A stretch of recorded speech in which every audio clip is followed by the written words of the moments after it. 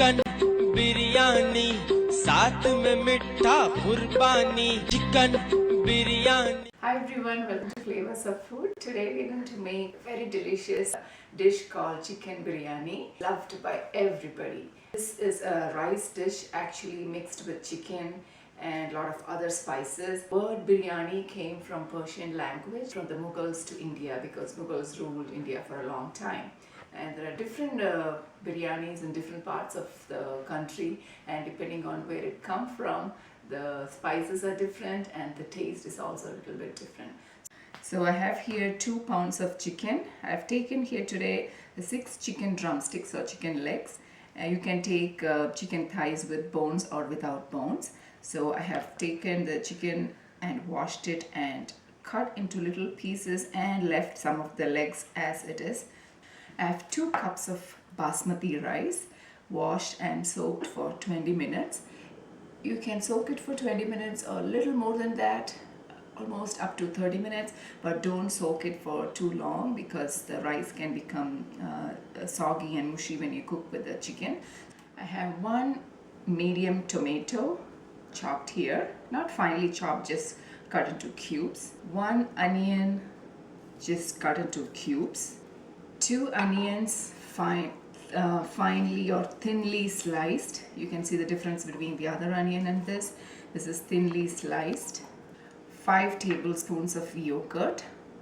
2 tablespoons of ginger, garlic and green chili paste.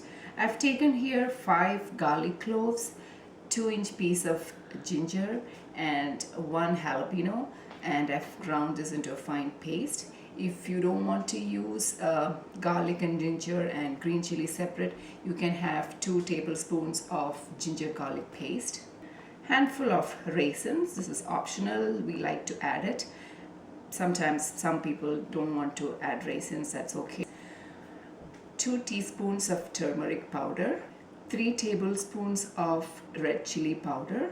I've taken 3 tablespoons, but depending on your spice level, you can take 1 or 2 tablespoons of red chili powder. Usually biryanis and chicken, we like it a little spicy. That's why I've taken 3 tablespoons of red chili powder.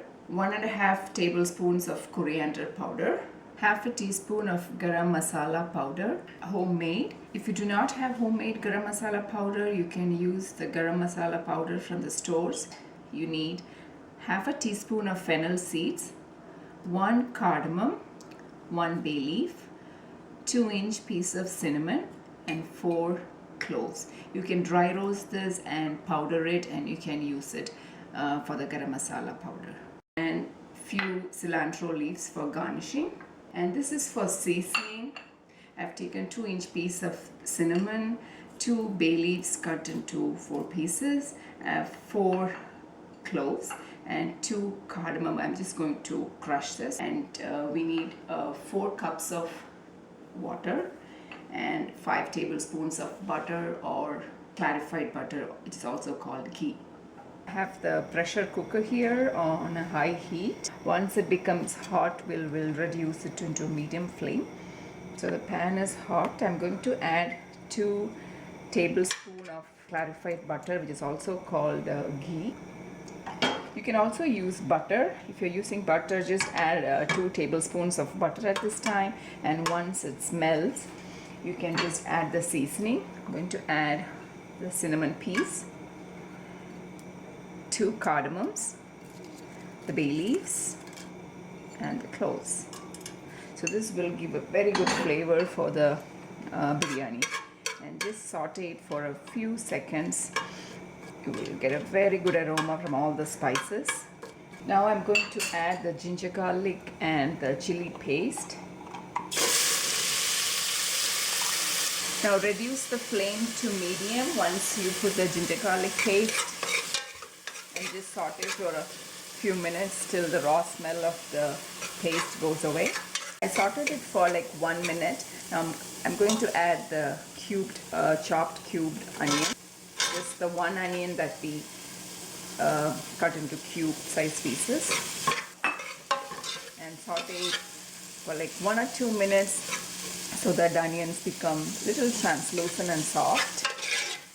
I'm going to increase the flame a little bit to high, and I've been sauteing this for 2 minutes. Now I'm going to add the turmeric and saute it for like few seconds. Make sure the flame is on medium to low when you put in the chili powder and the coriander powder. I'll put in the chili powder now. Saute for few seconds till it's mixed with the onions. Now I'm going to add in the coriander powder and mix it well. And I'm going to add 1 tablespoon of butter now, or clarified ghee at this time, because we don't have that much oil in the pan. So now we are using totally 5 tablespoons and splitting in between. Saute it for a few seconds. And now I'm going to add the chopped tomatoes. Increase the flame to medium now. When we put in the spices, the coriander powder, chili powder, the flame was on low. So we increase the flame now, and we're just going to saute the tomatoes for a few minutes till it becomes soft and mushy. I've been sauteing the tomatoes for a few minutes now, and it became soft and mushy now. I'm going to add a little bit of salt and mix it. I'm going to add in the chicken now. Mix it well and increase the flame to high. I'm going to add the garam masala powder also now. Mix it really well so that all the spices is coated with the chicken. I've been mixing the chicken with the tomato mixture for like 1 minute. I sauteed it. Check for salt now. I think I need a little more salt. We haven't added any water till now. And we're going to add only half a cup of water at this time, because when we're going to cook the chicken is going to ooze out some water. Kind of take it from the sides and mix it well with the chicken. I mix it well now, the yogurt and the water, and I check for salt. I'm going to close it and make sure the flame is on high. Wait for the steam to come so I can put the whistle once the steam comes. We'll put the weight and then wait for 1 whistle and then switch it off. Okay, it has been 3 minutes and the steam has started coming. I'm going to put the weight now and wait for 1 whistle, and once 1 whistle comes out, we will switch off the flame, and still the flame is on high. It took almost 3 minutes to get 1 whistle. That's 1 whistle, and I'm going to switch off the flame now. Still have the steam, so after the pressure settles down, we will open the cooker and measure the water and put the rice and cook it again. And don't try to take off the whistle, let the pressure settles down, because it's very dangerous if you try to take out the weight. So let's wait. Meanwhile, we will saute the onions in a different pan. I have a pan here on high flame. It's hot, and I'm going to reduce the flame to medium, and going to add 1 tablespoon of butter, or 1 tablespoon of ghee if you're using it, clarified butter if you're using that, and just swirl the pan a little bit so that it spreads everywhere, and reduce the flame to low. So I'm just going to add in the onions that we had thinly sliced. We had 2 onions thinly sliced. So I'm going to saute these onions now till brown. It's going to take some time, so be patient. Increase the flame to medium and just start sauteing it. It will take around 5 to 6 minutes to get that brown color. Okay, so our onions are almost ready. I've been sauteing it for 6 minutes. Now I'm going to sprinkle like a little bit of sugar, like almost like 1 tablespoon of sugar into it. It will give a little sweet taste, and just mix it again. And then we're going to add the raisins if you're adding it. I'm just going to leave some onions there, put the raisins and spread a little bit, and cover with the rest of the onions so that the raisins will get puffed up, and leave it on low flame. Okay, let's check the raisins. Yeah, some of them have puffed up, some of them have not. So I'm just going to increase the flame to medium and just saute it a little bit so that all the raisins are puffed up nicely. If you want, you can do this separately also take out the onions and just put the raisins and saute it so it will get puffed up easily. I'm just doing it like this. Doesn't matter, you can do it together or separately, doesn't matter. And most of the raisins have puffed up. I'm just going to switch off the flame and spread it and leave it like that. Okay, so meanwhile let's take a look at the cooker. Okay, so the pressure is almost gone. It has been almost 15 minutes. Let's open it and see how much water is left in there, because we need totally 3 cups of water to cook the rice. So what I'm going to do now is, you have to be very careful with this. I'm going to drain the water that we have in here to this vessel. Be careful when you're doing it. You don't have to drain all the water, just drain as much as you can. Be very careful because it's really hot. If you leave a little bit of water, that's fine. I'm just going to leave it now. So we'll measure this water.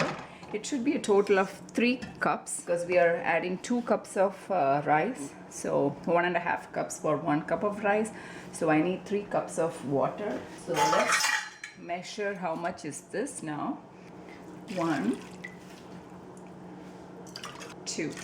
So we need 1 more cup of water. Just going to add 1 more cup of water.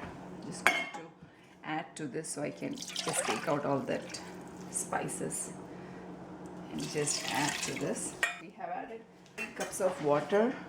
Now I'm just going to mix it and check for salt. We're going to add rice now. I haven't switched on the flame, it's still off. So just check for salt because we need a little bit of salt when we are cooking the rice. Okay, I need more salt. You need more salt than usual for the chicken curry because you're going to add the rice and rice is going to cook, and we need salt for both the chicken and the rice. So that's why we add a little bit of salt now to the water. And now I'm going to add the rice. I'm going to switch the flame on high, add the rice now and mix it, close it, and let's wait for the whistle to come. Make sure the flame is on high. I'm using my medium burner. I have a very high burner also. I'm not using that. I'm using my medium burner. That's why it's on high. So we will just wait for the steam to come. And once the steam comes, we'll put the weight again and wait for 1 more whistle. And then we'll switch off the flame. The steam is coming. I'm just going to put the weight and wait for 1 whistle to come. And once the whistle comes off, I'll switch off the flame. So let's wait for the whistle. So that's our 1 whistle, and I'm going to switch off the flame now.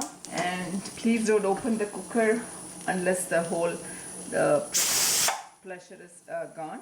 So we're going to take at least 10 to 15 minutes for the pressure to settle down. So meanwhile, we can just set up the tray where we are going to transfer the cooker and spread it in the oven. So preheat the oven to 350. So I'm going to preheat now to 350 Fahrenheit. I'm just going to prepare 2 pans where we can transfer the biryani. It's like 9 by 13 inches pan, and I have 2 pans here and add the aluminum foil. I'm just going to use the butter and just grease it at the bottom of the pan so that the rice doesn't get stuck to the bottom of the pan. I'm just going to put the butter on the sides and the bottom. Just spread a little bit, and then we will just wait for the oven to get preheated and the pressure to settle down from the cooker. Pressure is almost gone. Open the cooker. You just feel the steam and this beautiful aroma that is coming from the chicken biryani. Can't wait to try it. I'm just going to fluff it with a fork. Be very careful when you're fluffing it. Don't just smash it. Fluff it nicely. Be careful. And now I'm going to transfer this little by little. Be careful, it's still hot. And spread it. Wow, it looks so delicious. Still hot, so be careful with it. Steam on the face. I'm going to transfer it to 2 containers. I don't want to stuff the whole thing in one pan, so I'm just going to transfer it to both, and spread it. Okay, so we have biryanis here ready on both pans. I'm just going to spread the onions that we had fried before on top of it. This also has a very good flavor. The browned onions, it's a very good flavor, and the raisins. So I'm just going to spread this equally on both pans. Okay, I'm just going to spread it in between. I've chopped cilantro leaves, so just garnish it with a little bit of cilantro leaves. And I'm going to cover it with the aluminum foil. Our oven is preheated to 350, so I'm just going to cover it and put it in the oven for 10 minutes. So I'm just keeping it in the oven. Be very careful, it's hot. I've kept the oven rack on the third rack stand, so after 10 minutes I've taken it out from the oven. Still hot. It looks so delicious, and I can just get the nice aroma from the biryani. So I'll just leave one there. We just put some biryani into the serving plate. It's hot. Be very careful. A bit of biryani.